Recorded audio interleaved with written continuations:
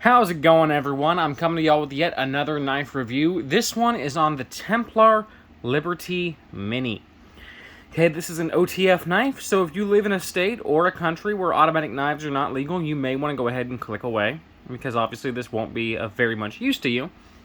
However, if you do live in a state where you can carry them, or maybe a state where it's just legal to own them, or a country where it's just at least legal to own them, then definitely stick around, because I have some interesting things to talk about with this particular knife.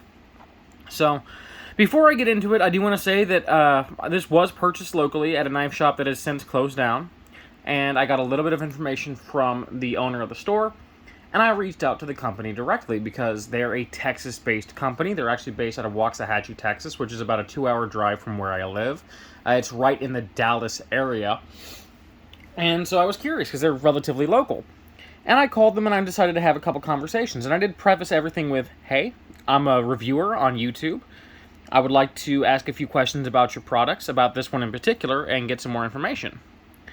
And they asked me to verify everything. I had to send them a link to my YouTube channel, and afterwards they went ahead and gave me a call. And we discussed at length about their products, about the materials they use, and I asked a few questions that I thought were important to ask, because when you think Texas assembled automatic knives on a budget, I think a lot of folks will think of Cobra. Okay, they're based out of, I think, somewhere in the Dallas area as well. And that was one of my first thoughts was, okay, are you in any way affiliated with Cobra? Because, you know, you're making similar products at a similar price point in a similar locale. And it was a very adamant no. They have no affiliation with Cobra at all, and as many companies do, they talked themselves up as to why they were better than the competition. And one of the things they mentioned was that unlike Cobra, they make their own designs, which is interesting to me because aside from the handle on the handle pattern, which admittedly is a little tacky in my opinion, but it's what my store had. I don't hate it; it's just a little cheesy in my opinion. But the design of the handle, to me, does remind me of several other automatics that I've seen. I couldn't tell you exactly what it would be a copy of, if it is a copy of anything at all. But I thought it was interesting because I feel like I've seen this design somewhere before, so hearing them say they design their own knives was a bit of an interesting one. Not a slight against the company, but it's just something I didn't expect. And they talked about how they used better materials and better build quality than Cobra.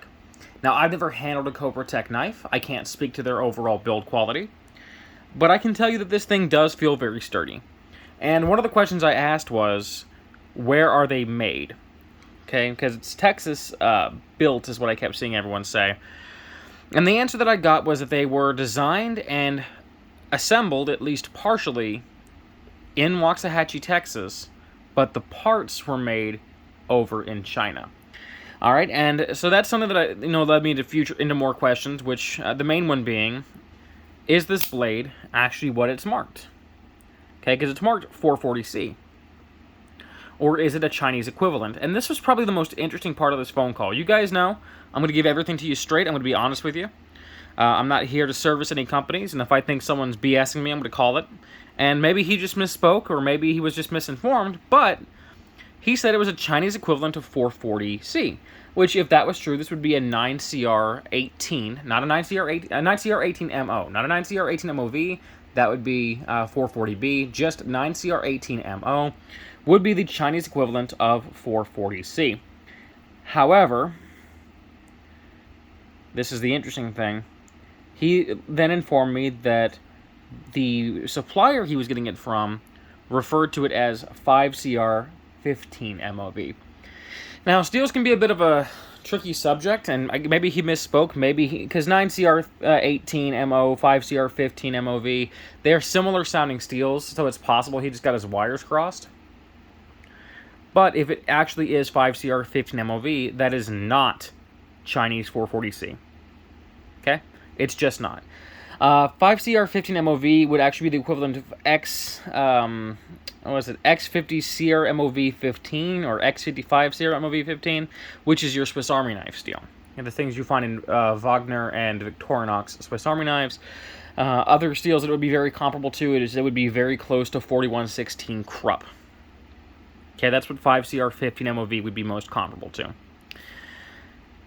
So If it actually is 5CR15, it shouldn't be marked 440C because it's not even a close steel in terms of performance. 440C is quite a bit above X50CR MOV15 and 4116 and 5CR15.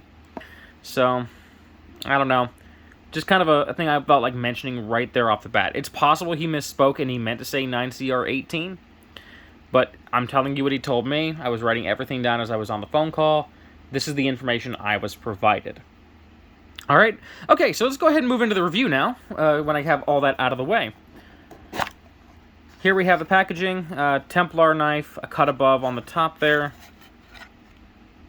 Some warehouse info. There you go. Comes with this little pouch. A bunch of my receipts from the knife store are in there.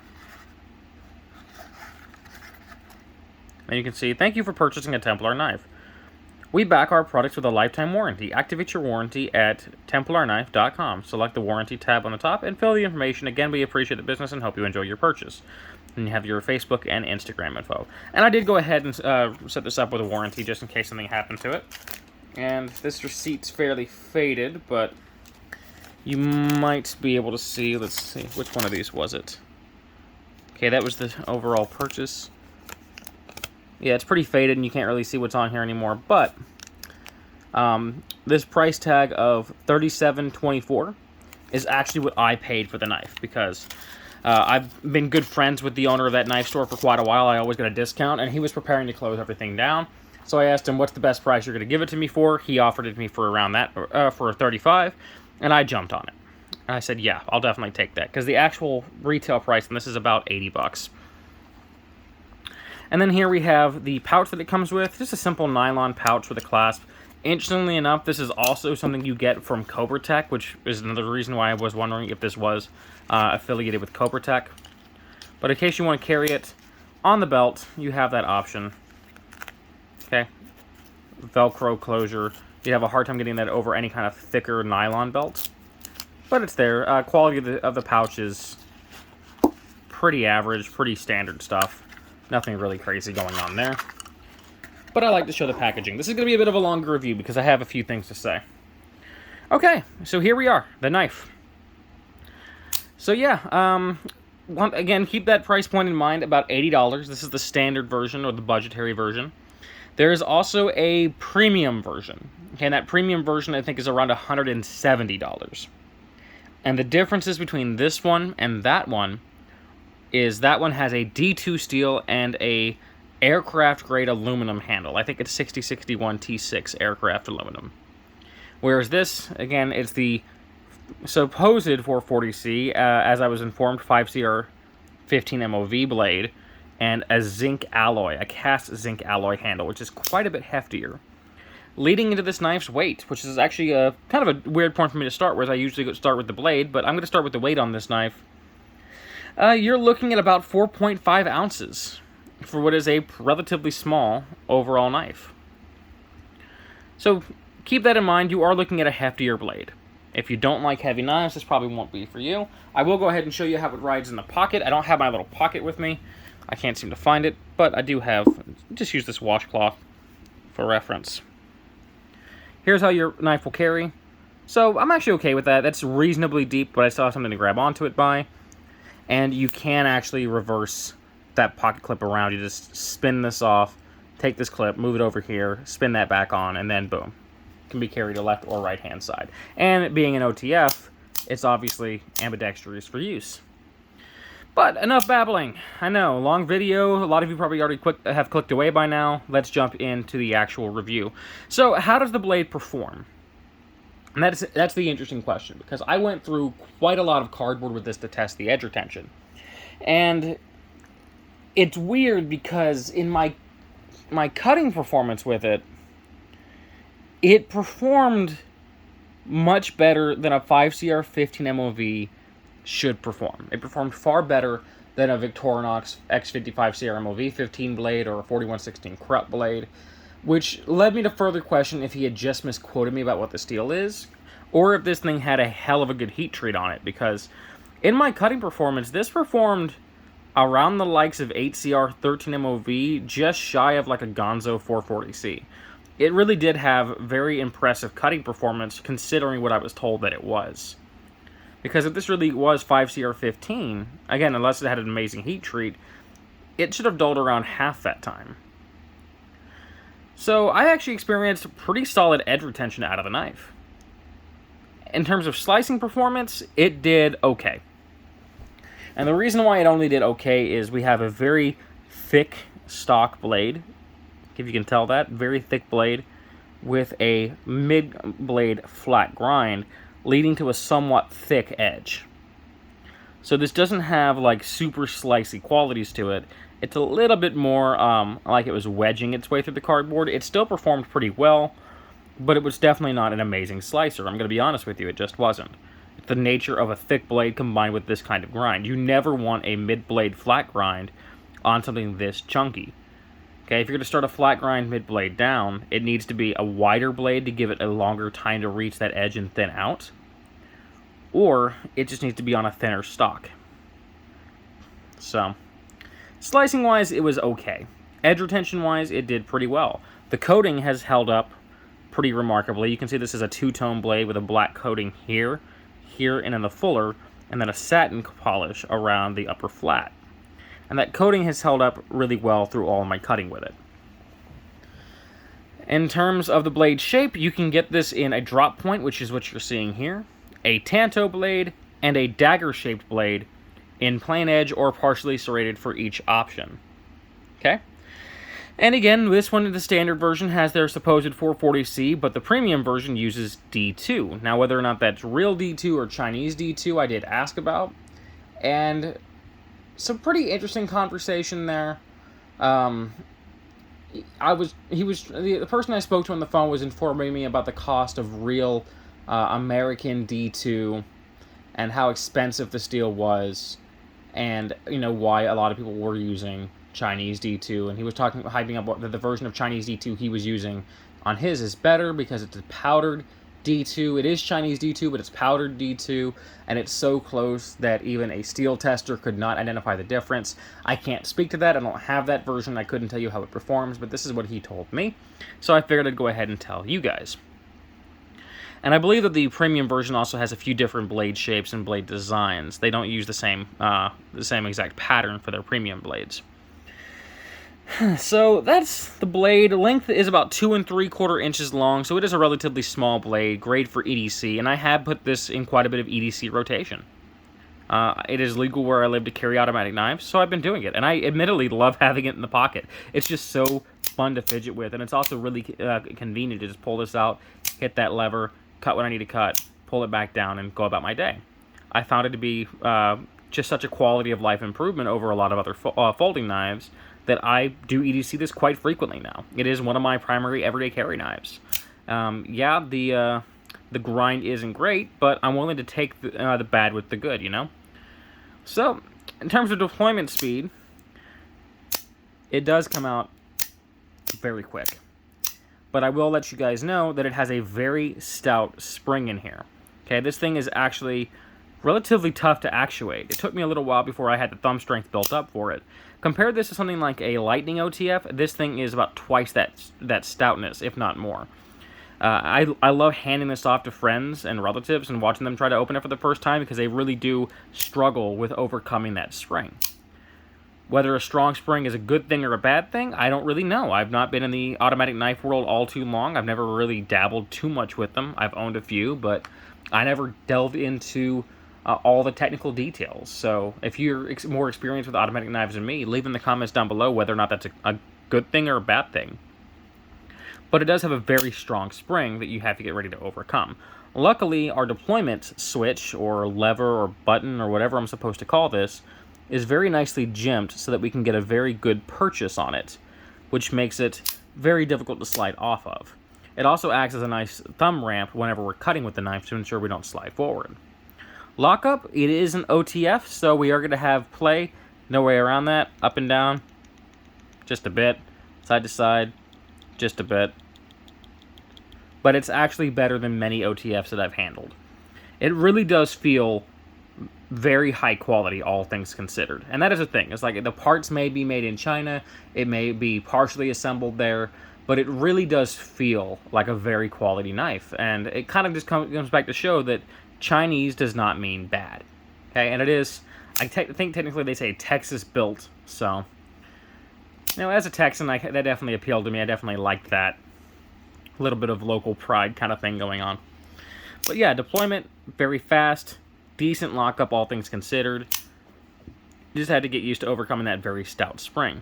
The handle on this one is a cast zinc alloy, and it's hefty. And like I said, 4.5 ounces or so for this.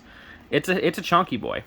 And they do make this in a larger size as well, but this is the smaller form factor. I think that larger size is like almost 7 ounces for the zinc version. If you get the premium version, you're going to be looking at an aircraft-grade aluminum. It's going to weigh a lot less. I think it's like 2.5 or something like that. So the pattern we have on the handle here is the Statue of Liberty with the eagle and the American flag, and then the war monument, and then in the background we have, is that the Declaration of Independence, or is that, I can't really tell from here. But yeah, basically they just slathered this with everything American humanly possible, which I don't love, if I'm being honest with you. Now, they do make a wide variety of other designs. This is what I had locally, so this is what I bought. But if I'm being honest with you guys, it kind of looks tacky to me. I mean, this is a quality knife, but the design would make you think gas station or flea market, because that's where you see all these really cheesy attempts to appeal to American pride, is on swap meet and gas station and flea market knives. So I'm not crazy about the pattern or the design they've chosen for the handle. Now, the actual overall design is comfortable. Okay, we have nice rounded edges. It's very ergonomic in hand. I don't have any hot spots with this thing whatsoever. Very ergonomic handle shape. Now, one thing you may notice, though, is a lot of that wear and tear. On these sides, it has the actual coating. On these, it's like a rubberized coating. And that rubberized coating can and will scratch right off. Okay, so keep that in mind, guys. Actually, I can probably do it on camera for you. Yep, see that? It can and will scratch directly off. So it's not very durable on that. This coating, pretty solid. This coating here, really, really flaky. So just keep that in mind. Pocket clip design. You can see we have their Templar shield there. And then a bit of a flare-up, a little more flare-up than I'd like to see. I kind of want to take this to a grinder and shave it down to about right in here or so, because this will snag on things. I have had issues with the snagging on seat belts and car doors, and just not my favorite. Like, this is the kind of knife that will scratch the living hell out of a car door if you walk too close to it. So I'm not a huge fan of the pocket clip design, but it is reversible to the other side. Then we have our pommel here, which is kind of a glass breaker type of thing.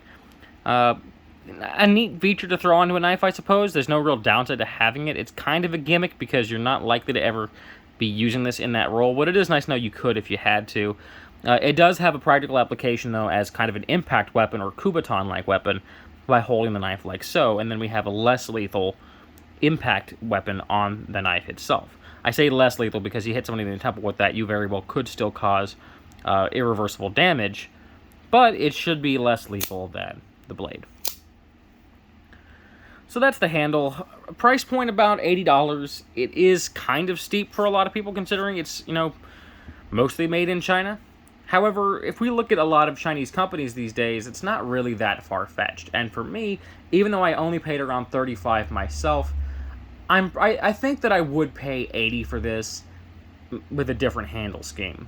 You know, with a different pattern on the handle.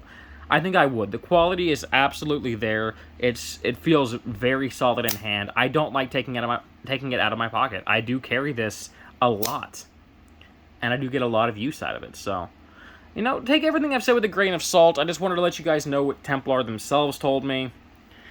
Maybe they misspoke. Maybe the person I talked to didn't quite have all of the information. I don't know. But either way, I can only go off of what I was told.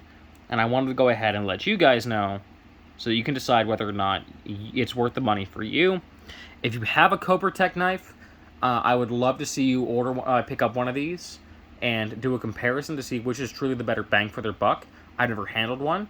Templar says they're better than Kopertek, but I'm sure Kopertek would say they're better than Templar. So if you guys have a Kopertek knife, let me know what you guys think of it in the comment section down below. If you have a Templar knife, let me know what you think of it in the comment section down below. I hope you guys enjoyed. I hope you enjoy the rest of your day, and until next time, peace, and I will see you later.